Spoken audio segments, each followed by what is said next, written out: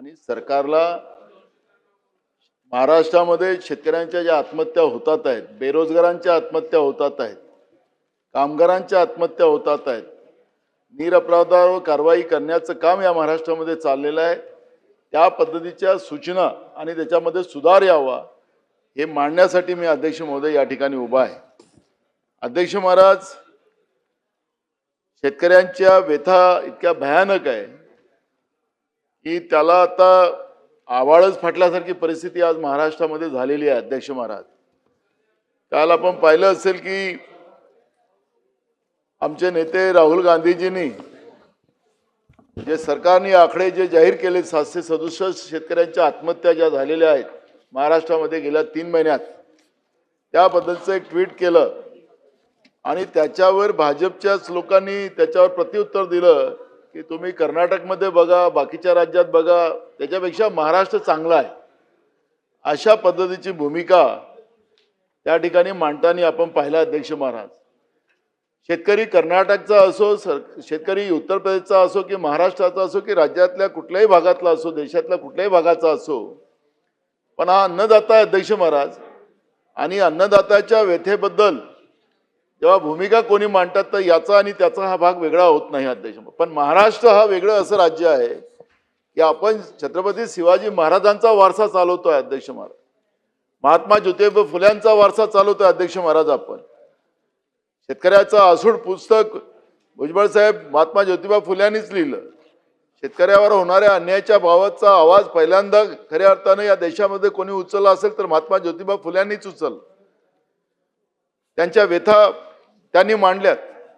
पण अध्यक्ष महाराज, ज्या महाराष्ट्रानं पूर्ण देशाला दिशा देण्याचं काम केलं, त्या महाराष्ट्रामध्ये शेतकऱ्यांच्या आत्महत्या वाढत चालल्या असतील तर याला हे कोणालाही भूषणावर राहू शकत नाही. हे तुम्ही आम्ही सगळ्यांनी मान्य केलं पाहिजे.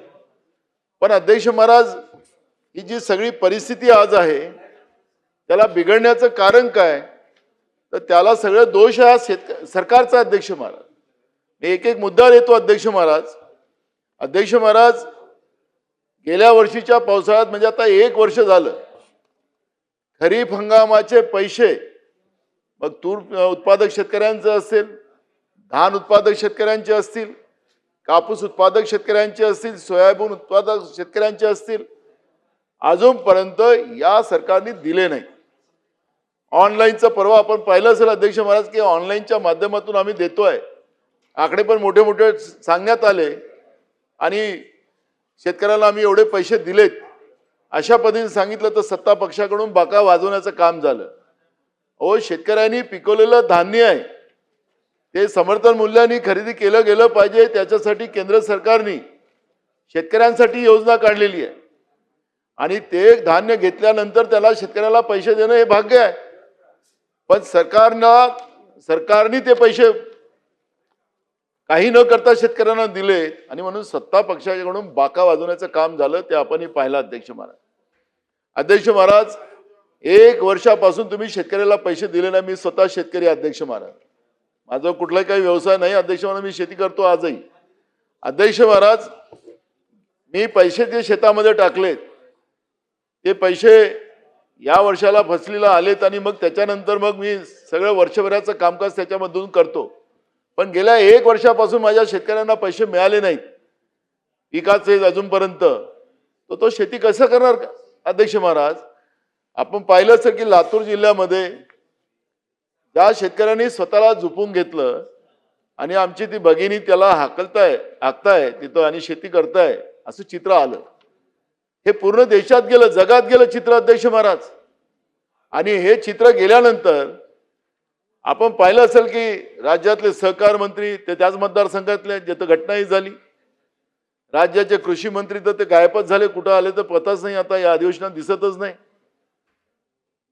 कारण का इथं आम्ही शेतकऱ्याचे पोरं बसतो आणि ते श्रीमंताचे आहेत, कारण का आम्ही भिकारी शेतकरी त्यांच्या म्हणण्याप्रमाणे.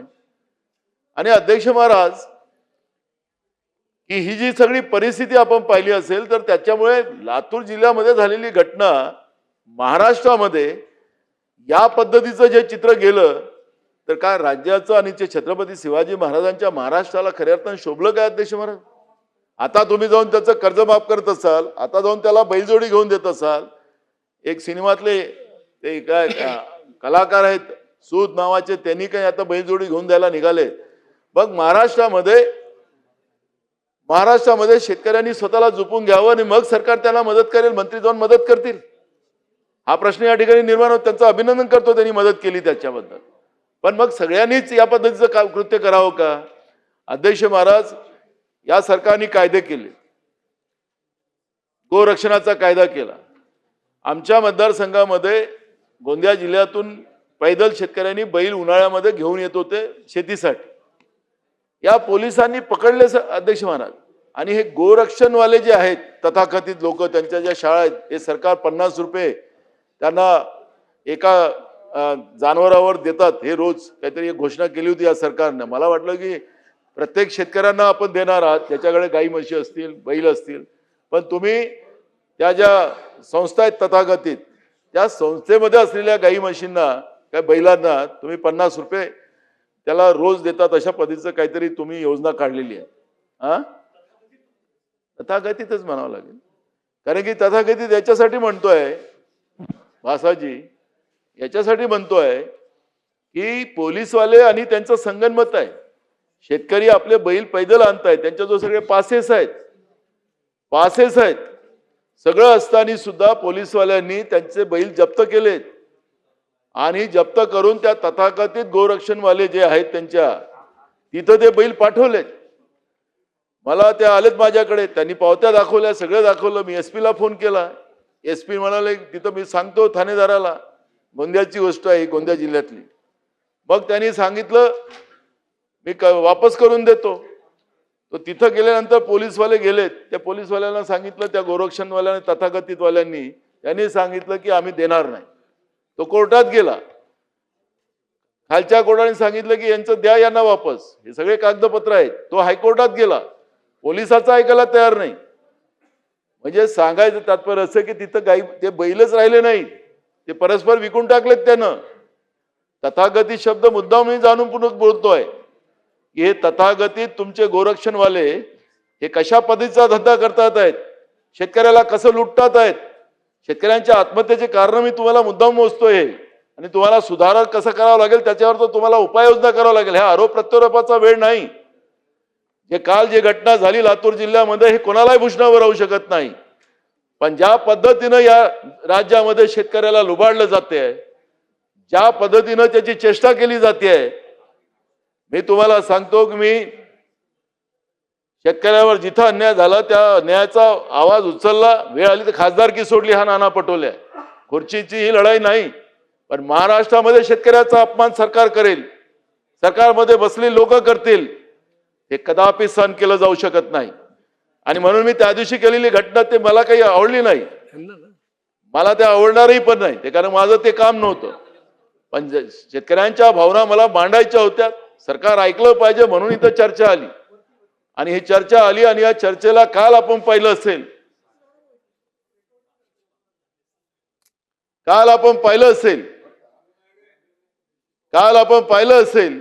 की सभागृहात मंत्री सुद्धा नाही, त्या अदृश्य लॉबीमध्ये तुमचे अधिकारी नाही.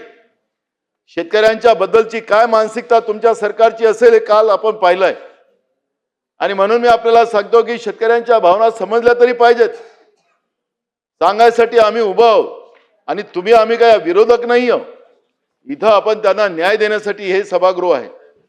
आणि म्हणून मी आपल्याला सांगतो की ज्या पद्धतीने या शेतकऱ्यांची चेष्टा आणि ज्या पद्धतीनं पोलीस प्रशासन आणि या व्यवस्थेच्या माध्यमातून आताच कैलाश पाटलांनी जो मुद्दा मांडला ते त्याच पद्धतीचा प्रकार आहे की पोलीस आणि शेतकरी आता हा मुका जानवर झालेला आहे. त्याला कोणी यावं कोणी मारून जाऊन काही बोलावं अशी परिस्थिती या महाराष्ट्रामध्ये झालेली आहे. हे काही बरोबर नाही. खरीप हंगामाचे पैसे अजूनपर्यंत आपण दिले नाहीत.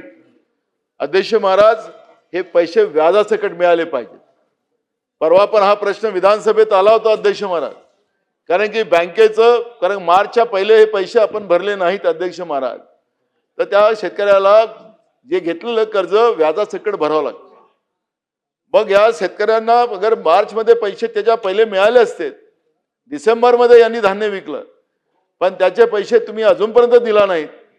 बँकेचं व्याज सुरू झालेलं आहे, ते थकीत राहिलेले आहेत आणि ते थकीत राहिल्यानंतर त्याला कारण सांगून त्याला कर्ज दिलं गेलं नाही. मुख्यमंत्र्यांनी जाहीर केलं होतं की कुठलाही शेतकरी अडवला जाणार नाही, त्याला कुठलाही सिबिल लावलं जाणार नाही. पण अध्यक्ष महाराज, त्या शेतकऱ्यांना थकीत असल्यामुळे त्यांना कर्ज देऊ शकला नाहीत आणि पर्यायाने त्याला सावकाराकडे जावं लागलं आणि म्हणून हे पैसे व्याजासकट आपण दिले पाहिजे. मी